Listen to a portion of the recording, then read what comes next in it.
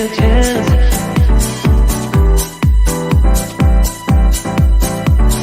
Telling me to dance, taking a chance.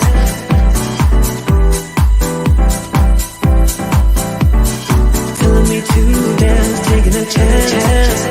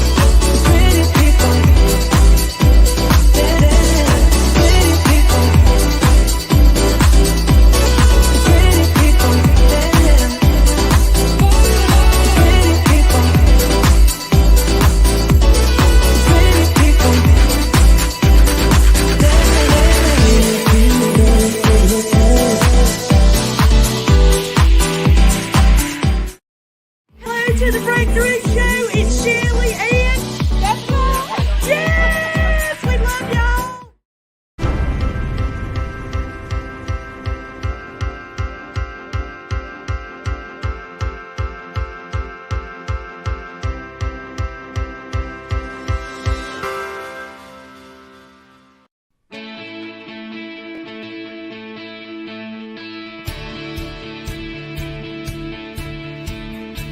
Start your day the joyful way. It's your weekday morning talk show inviting you to start your day with a triple shot of good vibes. And now here's your host, the queen of joy herself, Jessica Dugas. Good Wednesday morning, everybody. Today is Wednesday, June 8th, 2022, and June 8th means that it is our oldest daughter's birthday today. Happy birthday to Nina today. I can't believe she's 15. I don't know where the time goes. I feel like we just did this 2 Mondays ago. Oh, yes, we did. Because it's birthday season in our house, and we have 4 birthdays within a month, and it's a lot. I'll be honest with you, with everything else that's going on. You guys know we're in the middle of listing our home and talking about moving and a partridge in a pear tree. So lots going on, but wishing her an amazing day. The oldest kids are volunteering at, I can't even say the oldest kids because my oldest works. So my middle kids, yeah. They've been volunteering at the library this summer and having a good time with that. And so they're going to do that today. And it's brought back a lot of good memories. I used to volunteer at the library when I was younger as well. And it was a great space for me to do that. So I'm really excited about the show today, you guys, because, we've been doing the summer reading series. We just started that on Monday. We talked to Norman J. Liverpool the 4th on Monday. And then I told a little bit about my author story yesterday. And during my author story, I mentioned a compilation book that I wrote in called Radical Self-Love. And I mentioned that the one author that compiled that book was Lori Ann Davis, and Lori Ann Davis is here today. For those of you guys that are new or newer to the Breakthrough Show Network, Lori's a veteran. She's been around here, these parts, for a long time. And we're really glad to have her back today to reintroduce her to some of the veterans here and then have her meet some of you new folks that are around here as well. So really excited. I've got all of her books piled up over here for show and tell coming up in a little bit. Let me know what you guys have going on. Say hello, say good morning. Let us know what's bringing you joy today. What's bringing me joy is that I was able to get doing the cake thing for Nina today for her birthday. So got the cakes made yesterday, and I enjoy being in the kitchen. I really do. It brings me a lot of joy to be able to do that. What else is going on? I also got to virtually tour a couple new houses yesterday. And even though we haven't sold our home here yet, it completely brings me joy to get in the vibe of where I want to be and where we're going. I love that sort of envisioning process. And so I really enjoyed doing the virtual tours. And I also, anybody ever else have that moment where they go, I am that person? Anybody else ever say that to yourself? Um, I I love symbolism. I love getting in the vibe of what I'm trying to do in all the ways. So I'm literally, I wish I could show you and not literally try to rip my leg off here. I am wearing my whale leggings today, little whales on them, because the whale is the symbol for my hometown that I'm trying to go back to. So I'm wearing the leggings. I am that person that's getting in the vibe of all the things. Listen, I do that all the time. Like, I will do the smallest little things. And I realize that, we were talking with Norman on Monday about being too much for some people. And that's partly why I shared that one of the reasons we're moving is because I've always felt too much down here. Always have felt that since the day I've been down south. And the and by too much, sometimes it means like a little too swimming too far in the deep end of the woo pool, okay, for the people down here. So I mentioned to the realtors when they had come about how when we moved in, we had a feng shui consultant go through, and like I had painted based on that consultancy that I had. And there, like, it was just this glossing over that was beginning to happen as we were talking. I'm like, listen, that's why I have the crystal hanging in the entranceway and all of this. And it was that confirmation. It was that confirmation of, you're going to be, I'll put it in the folder to give to the new homeowners at my like layout of the house and all of that. Will they understand it? Probably not, but it brought me joy when I moved in here. So I'm hoping, even if someone doesn't understand, this is why this particular wall is white and there's a crystal hanging there. My hope is that the energy will be enough alone to provide them some peace and joy and all of that. Robin's Healing's here this morning. She said, getting married soon and picking out some flowers today. Yes, that's very exciting. Congratulations. What type of flowers are you looking for? I'm very interested to know that. We got married in December, right before Christmas. And so, I had the red and white flowers and very, very stereotypical Christmas colors, but it brought me joy. So Juju's here this morning. Good morning, Juju. It is good to see you today. And I would love for you guys to chime in and let me know what else is bringing you joy today. We're going to take a quick break, you guys, and we're going to come back with our very special guests today. Very excited. Oh, Judith is here too. Good morning, Judith. Good to see you. And we'll be back in just a minute with Lori Ann Davis. Don't go anywhere. Breakthroughs are about more than you might think. They're about discovering who you are, digging deep, reaching to the core of your soul. They're about healing yourself, understanding your beliefs, creating a ripple effect. And it's not just those initial moments that matter. It's about using them to bring more joy into our own lives and the lives of others. It's about having fun, letting loose, enjoying every moment life has to offer. It's about finding a safe space. It's about creating connection.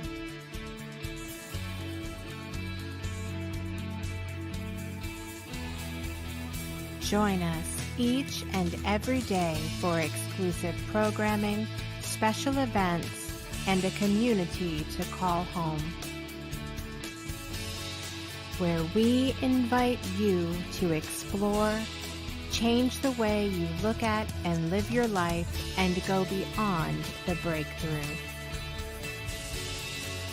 So we ask you, are you ready? We'll see you online at thebreakthroughshow.com.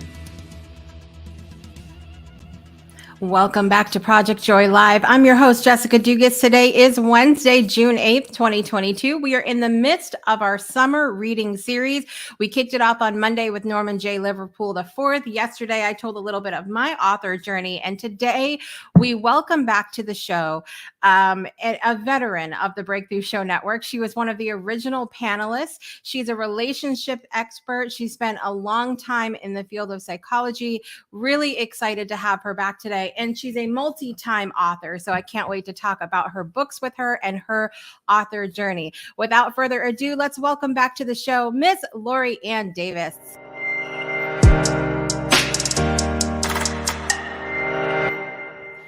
Good morning, Lori Ann.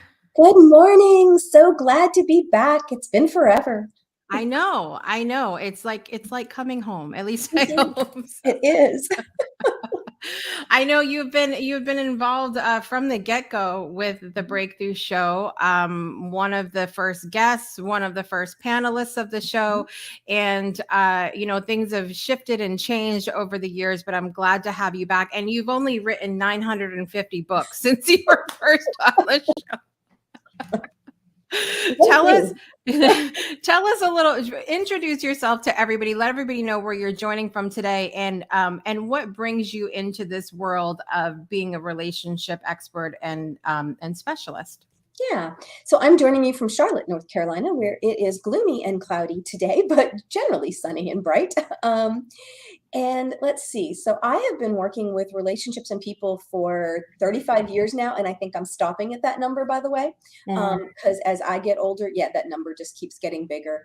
But I started as a marriage and family therapist. I did that for over 26 years. The last 10 years, I've been a certified relationship coach and just been able to do lots of cool things. I did a documentary series and I've written a bunch of books, and I just feel so blessed to be part of all the things I've been part of, including meeting you. Yeah. And you're a matchmaker. I mean, I'm doing that now. As I still run a private practice, and I also work for a national matchmaking company as well. Yeah. It's fascinating to me, that part of your work, because when you first told me about that, I was like, this is not just something we see on TV. What is happening here? So it's interesting because, I like to partake in the Married at First Sight and some of these other shows that focus on matchmaking. And I'll tell you, the matchmakers on these shows, they have a rough time on social media, because if they make a poor match, like, are you glad that your matchmaking is not scrutinized the way that it is on TV? Well, it's scrutinized by the clients. Yeah. But, our job really is to try to, some people are just busy, right? And so dating takes a long time, sorting through all those people and screening all of that. And so some people honestly just don't have the time for that. And they want somebody else to introduce them to people that have potential quality people. And so those people are easy. But then there are people that our job really is to help them expand their boundaries, to help them open up their minds to potential, to help them understand that their wish list that's this long isn't realistic, and what do they really need to focus on. And that is so rewarding, and of course can be challenging sometimes. But I have clients through the matchmaking that are married, and ones that are dating. And so it's just, me, I'm all about love and relationships. And so no matter how I get to do it, I also get to support a team of matchmakers through the company. I get to lead a team. And so I love that, because I get to do training and support other matchmakers in what they're doing. So I get to play a lot of different roles. And, I like lots of different roles. I've got a little bit of that ADD going on. So I have my hands in lots of different pots to stay happy. Yeah. Well, and you don't just work with singles, you work with singles, couples, and also, people who may not even be thinking about, or maybe they're thinking about down the road being in a relationship, but aren't like actively looking. And when I had gotten your book, The Intimate Relationship Journal, that specifically is a deep dive into yourself. That is all about you.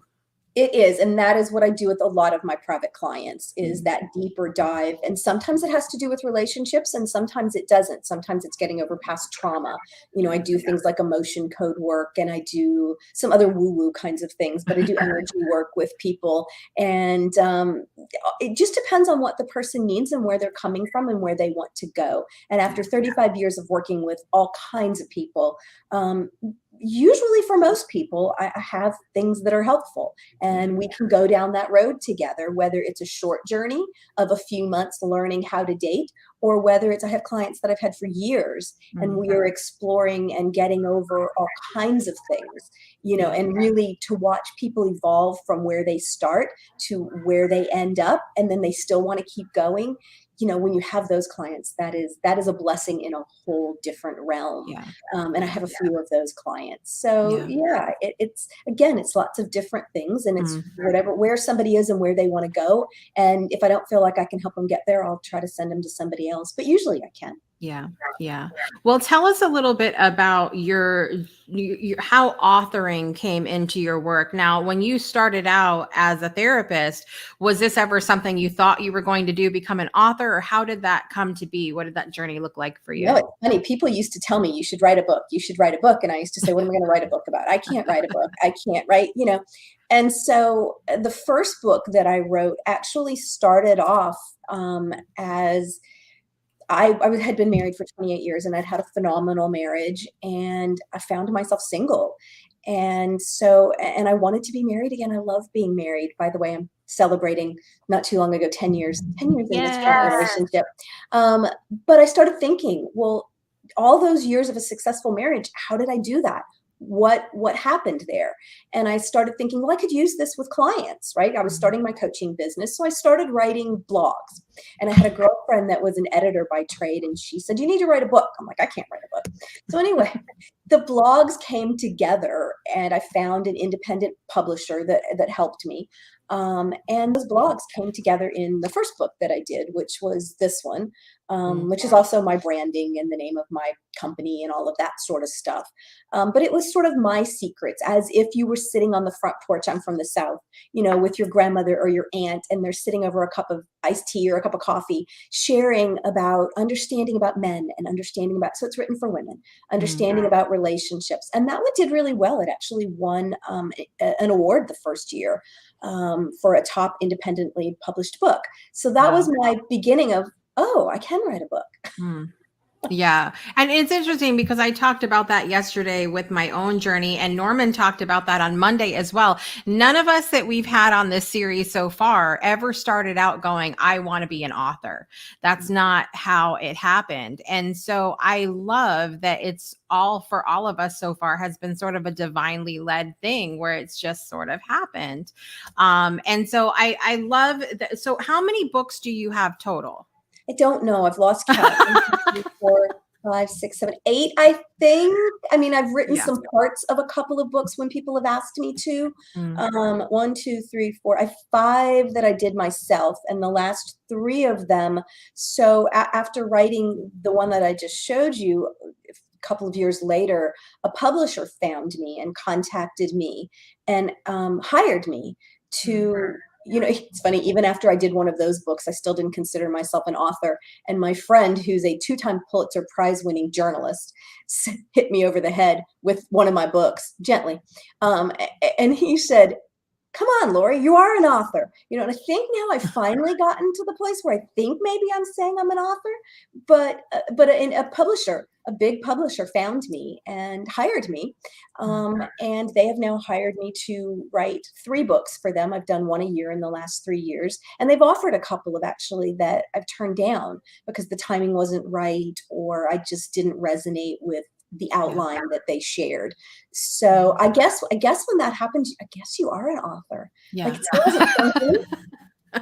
Well, that's what I wanted to ask you about too, because yesterday, when I was sharing a little bit about my author journey, I shared the difference between when I wrote an ebook versus a paperback, when I wrote the compilation book versus like something that's been published by a publisher versus self-publishing. And I know you've had that wide range of experience as well. what was the difference between self-publishing, because this is a part I couldn't speak to yesterday, and actually being approached by a publisher to say, we want you to write for us? Well, when you self-publish, the first one I self-published, I did hire a local publishing company because I wanted it to be something I would be proud of, and I wanted the editing, and I wanted them to create the cover. The second one I did, and the one that you were part of, we did that one just ourselves completely. So yeah, that one, and I have another one that I don't have with me that was just written for men. So that one, those two we self-published completely on our own because I felt like I knew how to do that at that point. When a publisher contacts you, there's a whole different level of, for me, kind of anxiety. You have deadlines that you have to meet. You have yeah, it's you feel like you need to write something that is along the lines of what they want. Yeah. But you also get wonderful support. So when you work with a publisher, the support is amazing. They take what you write and give them, and they make the tweaks. For me were like little bitty things, but when I go back and read it, I'm like, holy moly, I wrote that. Like they polish it in a way that is really amazing.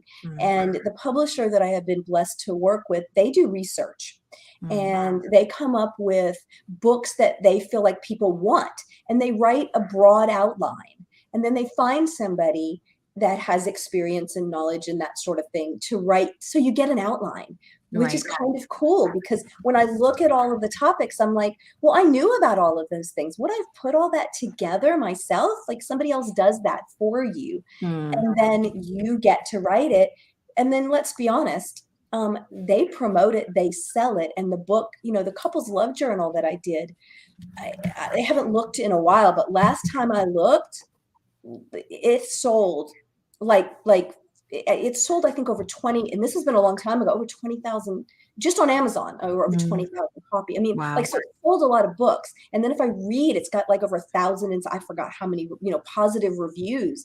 And so for me, the reason I find that so rewarding is because people are reading it. Like the effort I put in, it's getting into, when you self-publish, you kind of have to do that yourself. And that can be a lot of time and a lot of money. If the publisher's doing it, it gets out there and it's helping people. And you read these reviews that talk about, this saved my marriage, and I'm just like, I'm blown away and I'm honored. And I'm like, wow, this is what I wanted to do. I wanted to put something out in the world that's helpful. So I love the fact when I do get to write for the publisher that the book actually gets sold. And at that point, with this particular publishing company, they own the rights to the book. So they pay me up front. That's the money I make. It doesn't matter whether it sells or not. So again, there's a benefit of that, as well as you get a really nice check. Right. No matter what happens with the book, right? And so there's differences, but I think self-publishing is amazing too. If you've got a story to tell and you don't have a publisher, it's not that easy now to just go to publishers and ask them to promote your book. Things have changed a lot.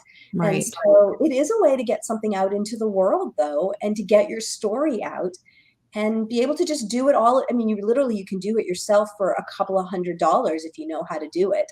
And so for some people, that's meaningful. For a lot of people, right? You're getting the story out. It's coming out of you and onto paper. And that in and of itself, if that's the only thing that happens and the only person that holds that book is you and a few friends, that can be worth it for some people. Yeah. And it's almost a shame that the self-published books don't get more attention than what they do, because even with Radical Self-Love, I read a section of it yesterday on the show, and anytime I read a little section, people are like, wow, like I really needed to hear this today, or this is amazing. And so it, like, the impact of and the quality, it doesn't necessarily mean just because it's self-published that you're not going to get the same kind of result. No, definitely not. I would say, probably the majority, maybe. I mean, I really don't know, but I would assume that the majority of those things are really good and they have a lot to offer. So check them out on Amazon. Go look. Well, I know I know we talked, I think the last time you were on, had just started coming into the pandemic, and relationships were being tested because we were all home and in close quarters with people that maybe we were getting to know people really Yeah. well in our relationship. Have you seen any of that shifting now that we're like over 2 years into all of this? It's so individual. Some people still seem to be in the middle of it, and some people seem to be over it and carrying on. Relationships will always be challenging. Nobody teaches us how to have good relationships. Nobody teaches us the things that we need to know, which is one of the reasons I think I'm so passionate about the books that I write, because I write books and I'll see a review every now and then that says something about, well, this isn't very scholarly, or she could go deeper, or it's kind of superficial. And I'm like, that's exactly what I meant to do. I try to write in a way that it's small, it's easy to digest, and it gives you simple things to do. Honestly, if you're a scholar and you want to go further, could I write those books? Yeah. I mean, I've got Right. the master's degree. I could teach psychology, but that's not what most of us need. What most of us need is, tell me simply, what does it take to be in a good relationship? What are simple things I can do on a day-to-day basis to navigate this complicated road of relationships? And that's my passion, is to help people in small little bits and pieces. And all of the books I've written, you can read a little section and do something. You can go back and take a different section and do something. And I feel like that is my contribution to the world, and that's what I want to contribute. There are simple things we can do that make a huge impact in our relationships, but we don't learn it. Nobody teaches us. Most of us didn't come from families where we watched that happen.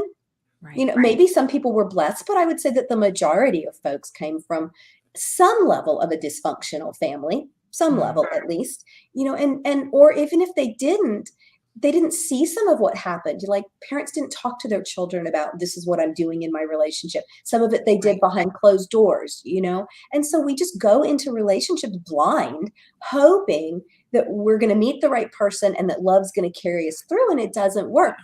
Look at the divorce rate. But it doesn't have to be that way. It doesn't have to be. Right.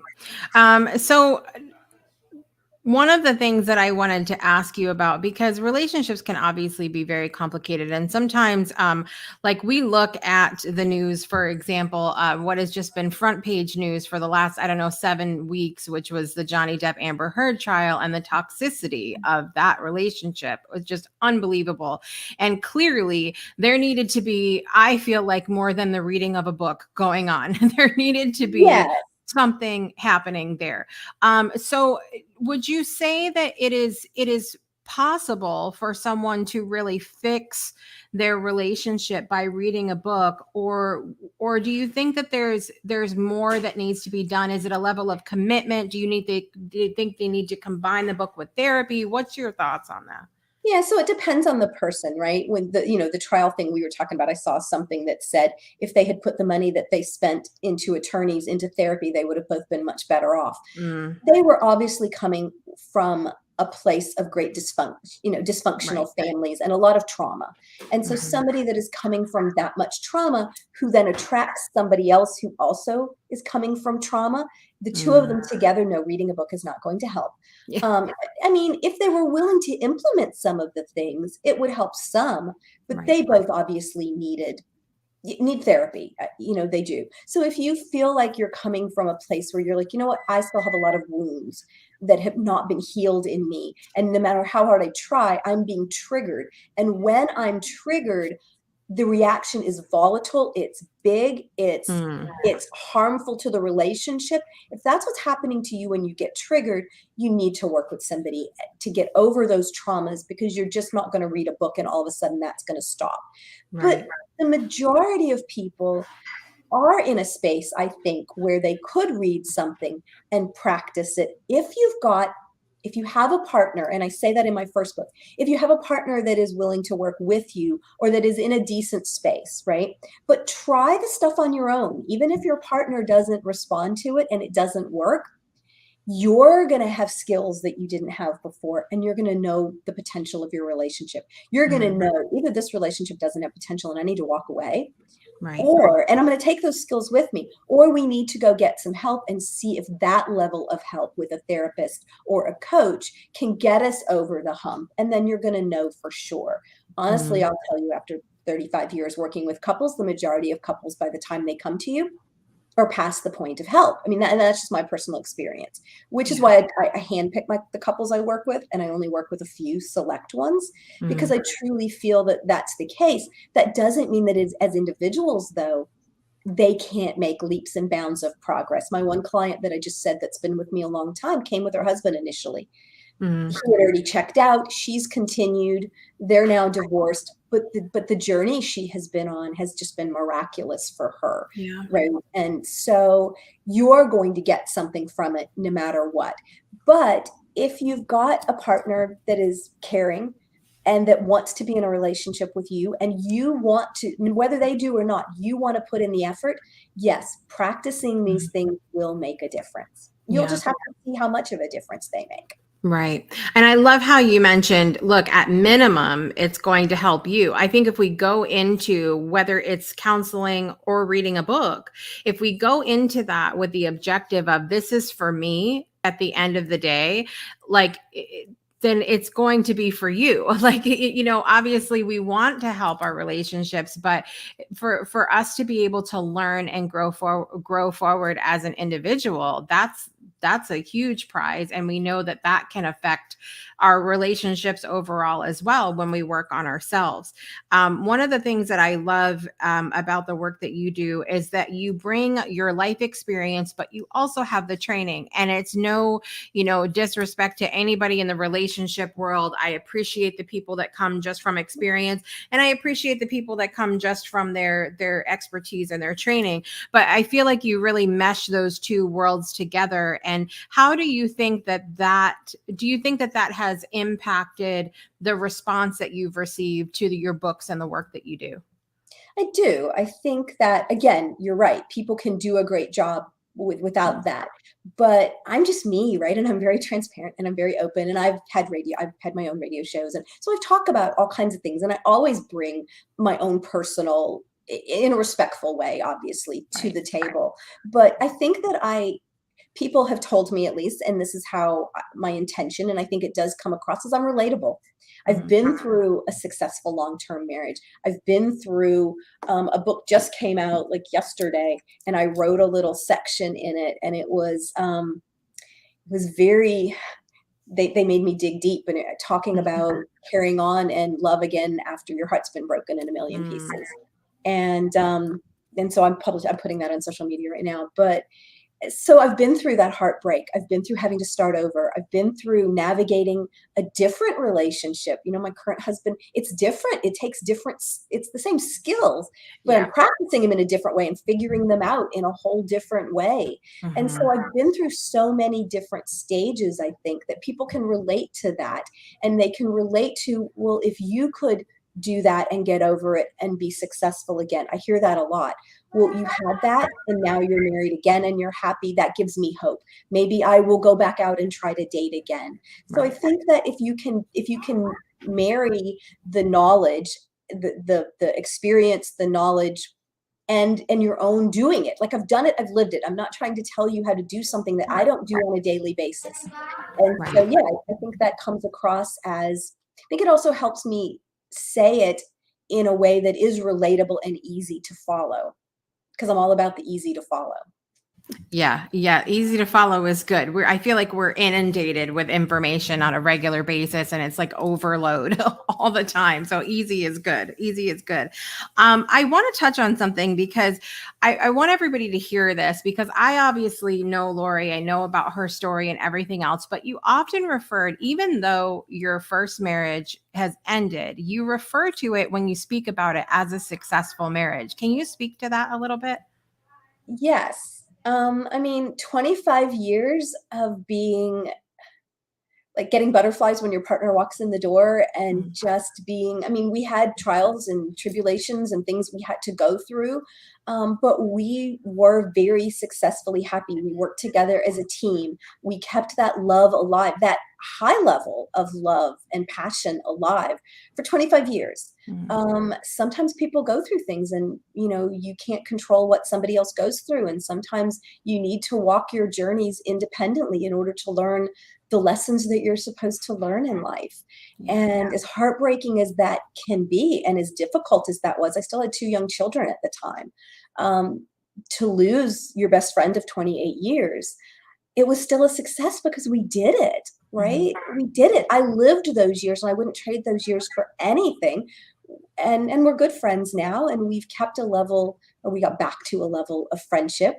And I'm happy in another relationship. It's a different, as I wrote in this one last article, it's a different relationship. It's a different kind of love. It's a softer love. But love is love. And so many times I see people when they've been through one relationship, whether it's either trying not to repeat the same mistakes, or they had a good one and then that partner died or something happened, right? And they want to recreate the same thing. And I'm like, you can't go back to that.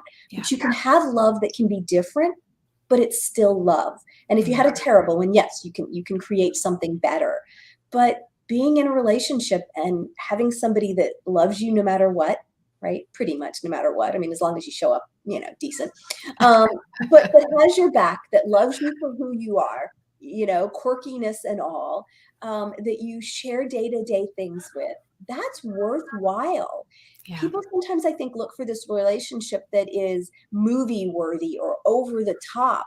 And I keep telling people, if you find that, I had that. I just walked into it the first time around. Yeah. And I lived that. But you know what? Just having somebody that at the end of the day you enjoy spending the day with, and that if you go through a difficult time is there for you and will support you, that's worth it. Don't discount that love.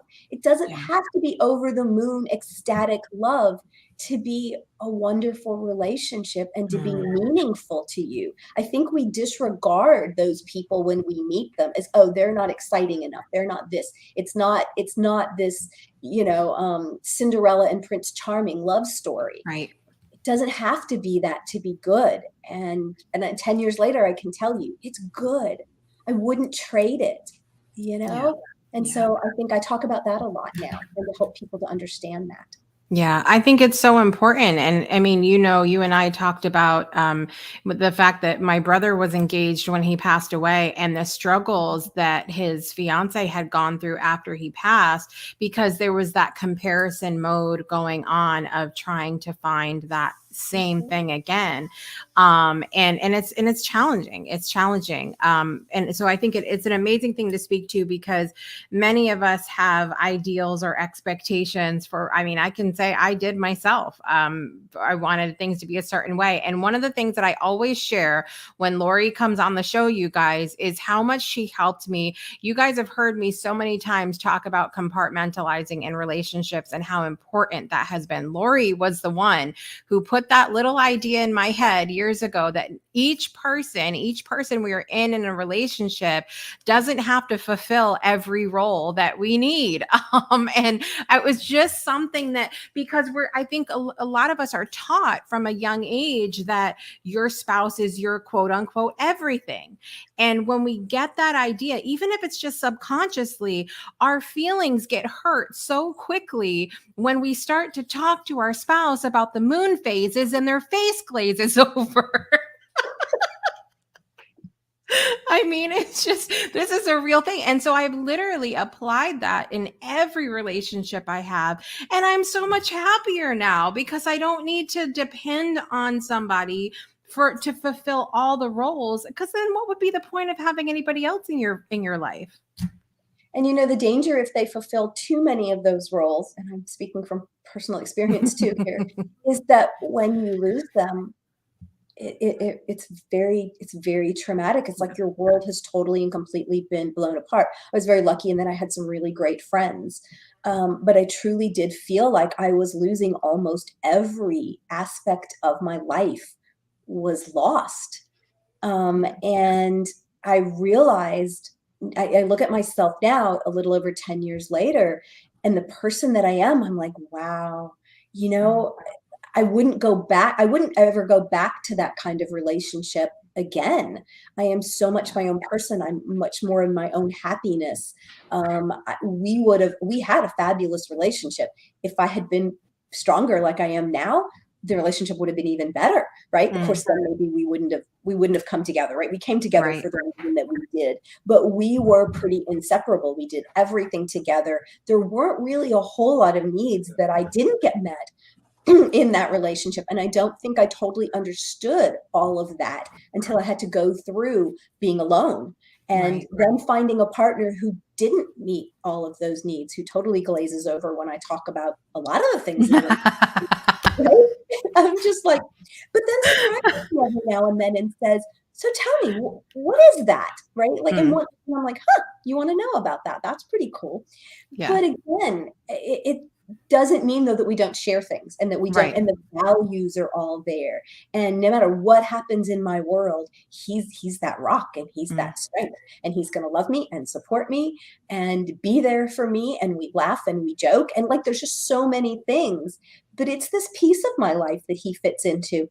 There's all these other parts of my life that I have discovered I can fill myself and I can fill in different ways. And again, I learned all of that through my own experience of having to crawl up from the depths of, step by step. Yeah, absolutely. Well, before we finish up, I want to, Roman's here this morning. Good morning, Roman. It is good to see you today. He wants to know, what are your 3 best tips for a long distance relationship? Connect. So in the one book, the Love Habits book, in this one, I happen to have it in front, there's sections in there that talk about connection on a daily basis, different ways to be vulnerable, different things. So that connection in lots of different ways. You got to keep things fresh, and you're going to be learning about each other and sharing about each other in different ways. The Couples Love Journal also is a great one. You can do, when the publisher asked me to write that one, they talked about long distance relationships because you can do those every week. You could do the stuff together and have things to talk about. These are fun to do together. When I bought this one, I have a copy for me and my husband has a copy as well. Yeah.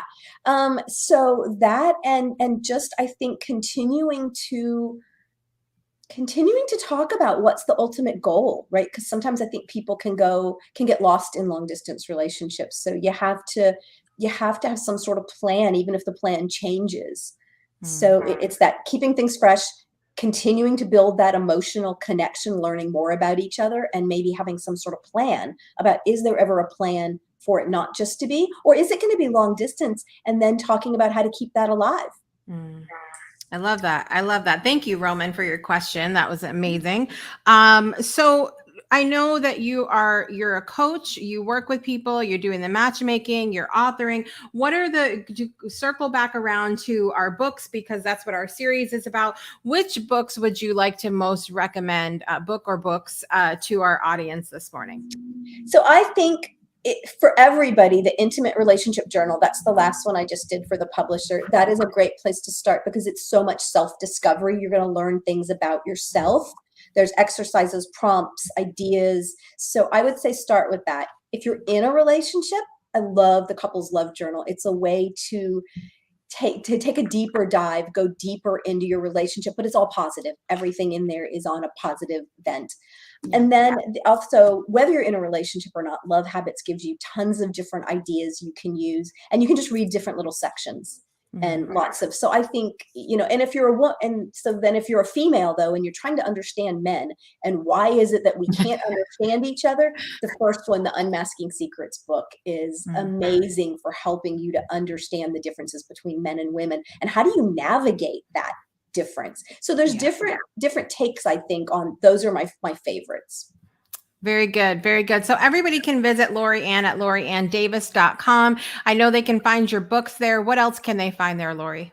I've written blogs for years. So there's lots of different blogs. There's lots of different, there's a contact me if you want to, set up an appointment to just chat with me. It gives you some ideas of the different sorts of things I do if you look at the different pages. Very good. Documentary series is there if you want to watch Radical Dating. Oh, yes, that was good too. That was exciting when Lori was like, I'm going to be on TV. I'm like, what? What is happening here? This is awesome. Yeah. So I'm so glad that you've been able to come back on today and catch up and share with everybody all of the millions and millions of books you're writing. What's next for you as far as writing? Do you have any more books on the ledge, or just I feeling it don't. as I it comes? actually asked them for a break. I asked them not to contact me for a little while. I'm at a stage right now with my children where they're taking a lot of my time and attention, and between that and working my private practice and the Talkify business, I just felt like I didn't want to work 7 days a week. I want to play a little. Mm. And so I've actually asked for like maybe a year off. And so we'll see what happens. I asked them that a little while ago. So we'll see what happens. If they come up with something that sounds really great that I can't pass up, I'll do it again. And if not, I'm just finding joy in every day and every moment. I mean, that's part of my life is, my gratitude. I learned, so the whole gratitude journal thing, thank you. I still do those. I still start my day that way and end my day that way every day. And yeah. I love it. I love it. Well, I'm so glad to have had the chance to catch up with you this morning, Lori, and I wish you lots of luck with the newest book. It's great, you guys. Seriously, I'm not just saying that because Lori's my friend. The Intimate Relationship Journal is not what I expected at all. I thought that it was going to be about the relationship that I'm in, but it's really that deep dive into yourself, and so everyone needs this book. Literally everybody. Yeah, I would have titled it different, but they didn't ask me. So Yeah. But hey, the check was still in the mail, so that's a good thing. yes, and I'm very proud of it. I'm very Yes. proud of it. I love it. Lori, thank you so much for being here this morning, my friend. I appreciate you. You too. All right, you guys, we're going to take a quick break and we'll be back with birthdays and announcements and lots of good stuff. So stay tuned. We'll be right back after this. Imagine a world where every child gets a great education. Educating all children is the only way to end poverty.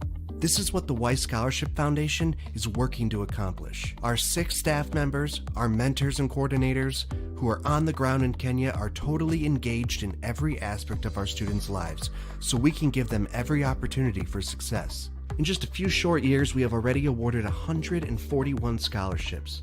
We send children to high school who would have never gone without our support. And then we help them go on to either university or vocational school. We have already scaled our holistic business model to 4 locations and are ready to scale it to many more. Today it's Kenya, but tomorrow it's more countries. Please contribute what you can today. You can make a one-time donation, a recurring donation, or choose to sponsor a child all on your own for all 4 years of high school for just $3,500. Go to our website, www.weissscholarshipfoundation.org. Thanks for watching the Break the Show Network. Today, we'd like to support our friend over at Nail Beauty by Brittany. Purchase your custom, press-on, Reiki-infused nails by visiting nailbeautybybrittany.com. Don't forget your discount by using the code BREAKTHROUGH. And now, back to the show. Welcome back to Project Joy Live. I'm your host, Jessica Dugas. Today is Wednesday, June 8th, 2022. We've got some birthdays to do today, and I want to give a special shout out and thank you to my good friend, Lori Ann Davis. It was so nice to have her back on the Breakthrough Show Network this morning via Project Joy. Like I said, Lori's been around since the beginning of the network, since it all began in 2018, and we were friends long before that. So just grateful for her friendship, grateful for her expertise that she brings to the world of relationships. And Lori is amazing. Lori is amazing. Juju said, thank you, Lori and Jessica, for today's topic and insights. Learned so much. Appreciate it 100%. Thank you, Juju, for being here, of course. What else do we have going? We have birthdays to do, but first I want to remind you that the Jacksons are in the middle of their move. So their show will be on replay tonight. And tonight's topic on Divine DNA is, are you marriage material? Make sure you tune in for the replay of that episode tonight at 6 p.m. Central, 7 p.m. Eastern Time. Also, reminder that on Friday on the Breakthrough Show, we are going to Australia, boys and girls, and we are going to be learning about kangaroos and all the Australian things, as well as our guest, Nicole Ivan's amazing story of how being a special needs mom has helped her in her counseling business. And she's just an incredible woman. You don't want to miss miss it. That is Friday at 12 p.m. Central, 1 p.m. Eastern time. Let's talk about birthdays today. I mentioned that my oldest daughter has a birthday today, and she is amazing. Turned 15 today. Nina's birthday is today. Happy birthday, Nina. Also, the other celebrities in my life, Daria Nashat's birthday is today. Happy birthday, Daria.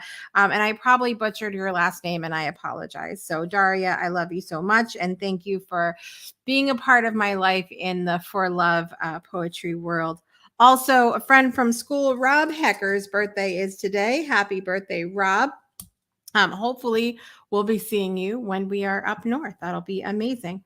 Also, what else do we have going on in the celebrity world? Kanye West's birthday is today, as well as YouTuber, social media baking extraordinaire Rosanna Pansino's birthday is today. Joan Rivers had a birthday today. Barbara Bush had a birthday today. Nancy Sinatra, Jerry Stiller, both also have birthdays today. And the fabulous Bonnie Tyler. All right. We love some Bonnie Tyler around here. Let me tell you something. Okay, so let's get our birthday song on. Drum roll, please. Happy birthday to you. Happy birthday to you. Happy birthday, dear Kanye West, Rosanna Pansino, Joan Rivers, Barbara Bush, Bonnie Tyler, Nancy Sinatra, Jerry Stiller, Rob Hecker, Daria, and Nina. Happy birthday to you. Yes, wishing you guys an amazing birthday from the Breakthrough Show Network.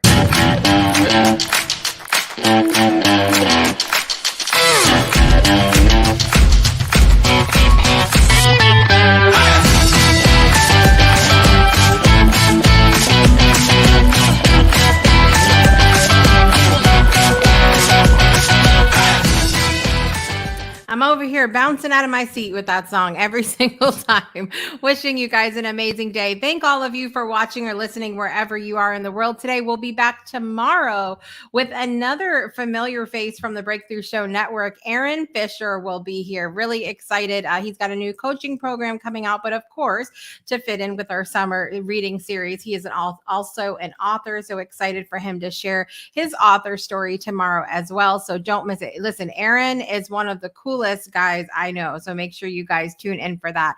I'm your host, Jessica Dugas, and I want to remind you to make joy a priority in your life today and every day. We'll see you next time. Bye, everybody. You've been tuned in to Project Joy Live with Jessica Dugas, your weekday morning talk show, inviting you to start your day with a triple shot of good vibes only on the Breakthrough Show Network. Binge all past episodes of Project Joy at projectjoypodcast.com. Until next time, help us spread the joy by sharing this episode, and we'll see you soon.